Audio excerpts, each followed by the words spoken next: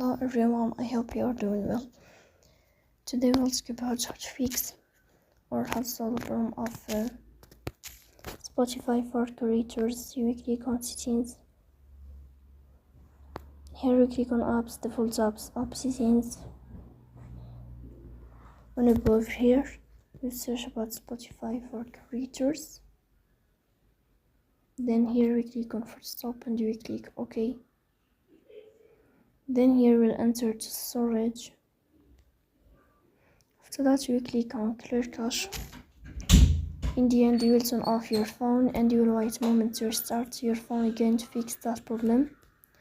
So that's all. Don't forget to support us by like and subscribe. See you next time in another video, and thank you for your watching and your attention.